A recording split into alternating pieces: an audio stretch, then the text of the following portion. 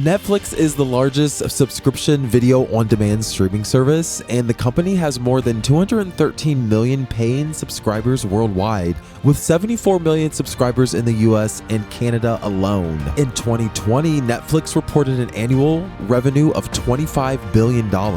Only 10 years ago, Netflix had less than 30 million subscribers, and today, only a small handful of countries don't enjoy the access of this streaming service. So how did Netflix become a global service? That's what we'll be looking at today, the story of how two entrepreneurs, Reed Hastings and Mark Rudolph, teamed up to change the way we get our favorite movies and TV shows. Reed Hastings was born on the 8th of October 1960 in Boston, Massachusetts, and his father, Wilmot Reed, was an attorney for the Department of Health during the Nixon administration, while his mother was Joan Amory Loomis, a Boston debutante who hated the life of the high-class society that she was brought up in.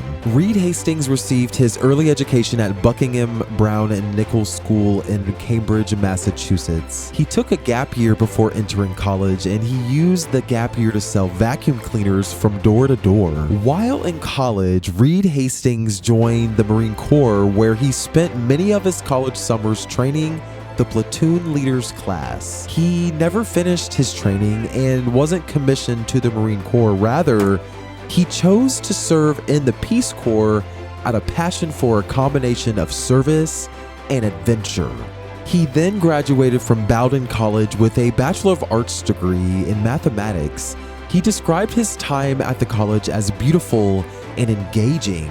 As a part of his service with the Peace Corps, he traveled to northwest Swaziland in Africa, where he taught math at a rural high school of about 800 students. He went on to credit this experience with building his entrepreneurial muscle, saying, "Once you have hitchhiked across Africa with $10 in your pocket, starting a business doesn't seem too intimidating." After returning from his service with the Peace Corps in Africa, Hastings applied to study at MIT, but was turned down. He then settled for Stanford University, where he graduated with a master's degree in computer science in 1988. Fresh out of Stanford, Reed got his first job with a company named Adaptive Technology. While there, he created a tool for debugging software. In 1990, he met the CEO of Adaptive Core, and he credited her with teaching him the value of focus. By 1999, Hastings was getting ready to do his own thing. He left Adaptive Technology that same year and founded his first company, Pure Software. Pure Software produced tools for debugging software. Their main product at the time was called Purify, and Purify was a debugging tool for Unix C engineers. Soon, the company added new products, including Quantify and PureLink. The company found success, and soon it was doubling its revenue every year for the next 4 years. The company's success, however, proved to be a tough challenge for Reed Hastings. Coming from an engineering background, Reed lacked any managerial experience and wasn't prepared for the challenges of being a CEO. Reed was now losing confidence in himself, so he asked the company's board to replace him, and the board refused. Reed stayed on, and he credits that experience with teaching him how to be a businessman. By 1996, Pure Software had concluded plans for a merger with another tech company named Atria Software. However, after the merger, the company, now called Pure Atria, was having problems. The head salesman of both companies had left after the merger. While at Pure Atria, Reed met Mark Rudolph, and the duo became co-founders of their future startup. By 1997, Pure Atria was purchased by another software company named Rational Software. Hastings was first given the position of CTO, then CEO by both companies. Not long after, Reed Hastings left the company. He spent the next 2 years trying to figure out how to avoid the same problems as his next startup. Mark Randolph was born on the 29th of April 1958 in Chappaqua, New York. Mark Randolph has a very interesting ancestry. One of his great-grand-uncles from his father's side was the father of psychoanalysis, Sigmund Freud. Growing up, Mark spent his high school and college summers working for the National Outdoor Leadership School. His hard work and excellence didn't go unnoticed, and soon he became one of the youngest instructors in the school's history. Later on, he attended Hamilton College in New York, where he graduated with a degree in geology. After graduating from college, Mark landed his first job at the Cherry Lane Music Company in New York. He was put in charge of small mail order operations, and Mark used that opportunity to learn different marketing techniques, including direct mail. Mark became interested in using computer software to observe and track customer purchasing behaviors. This interest would lead to a breakthrough at another company several years down the line.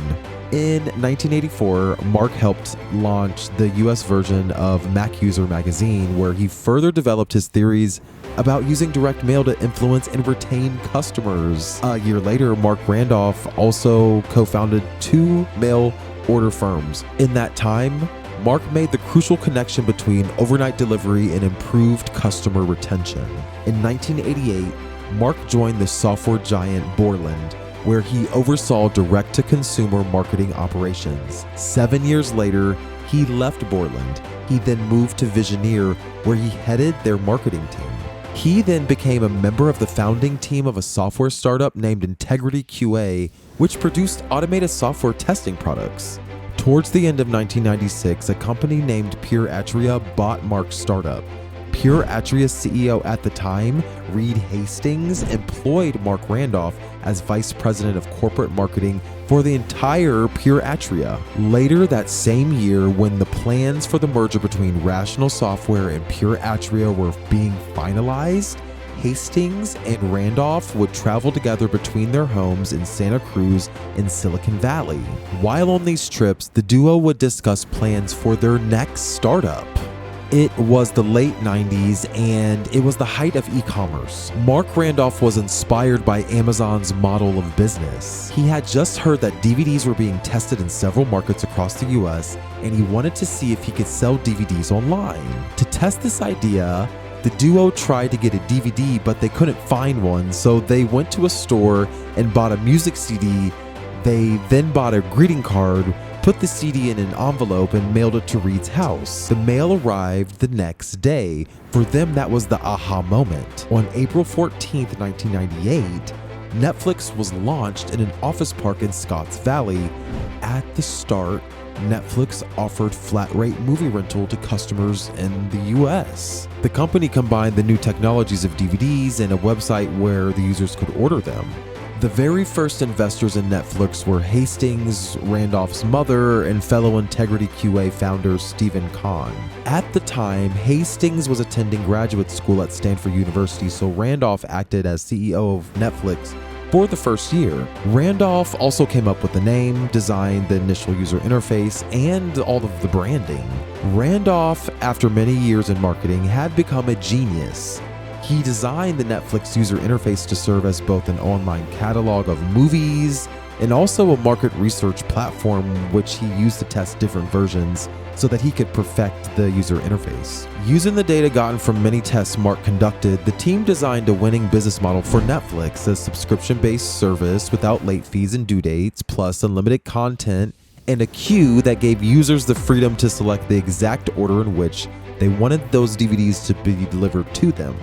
Lastly, they added a delivery system that automatically mailed out a DVD as soon as the previous rental was returned.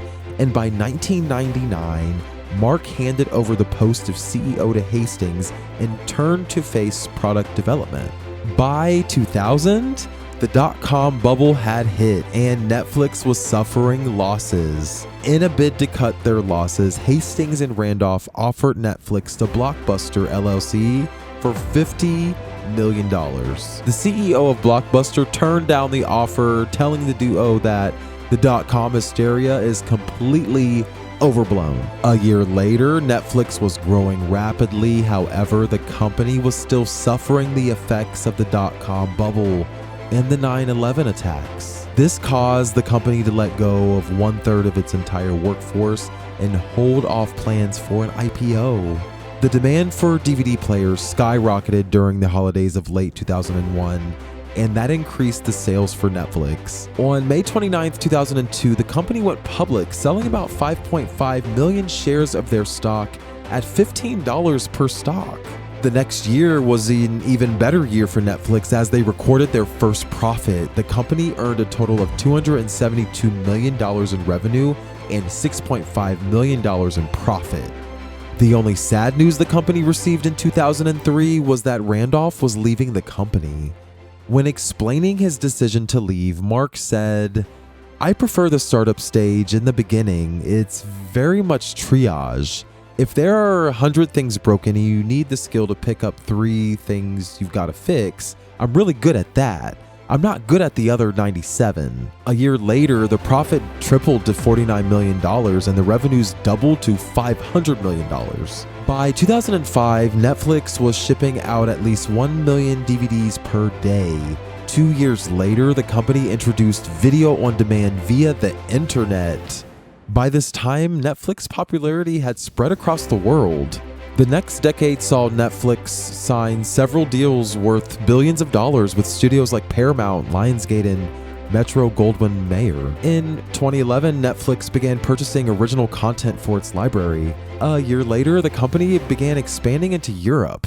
By 2019, Netflix had reached over 150 countries, and by 2020, Netflix recorded $24.9 billion in revenue, representing a 23.8% increase year on year. And the company also announced that it had reached 209 million subscribers worldwide.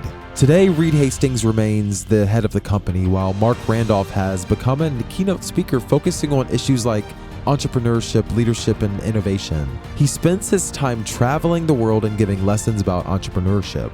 Reed Hastings and Mark Randolph met at a company in the early 2000s, and they both went on to build a large video streaming company. Like most entrepreneurs, the duo faced their fair share of challenges, but most importantly, they rode it out. Of course, the challenges were not easy, and the duo almost gave up on Netflix, offering the company to Amazon or Blockbuster.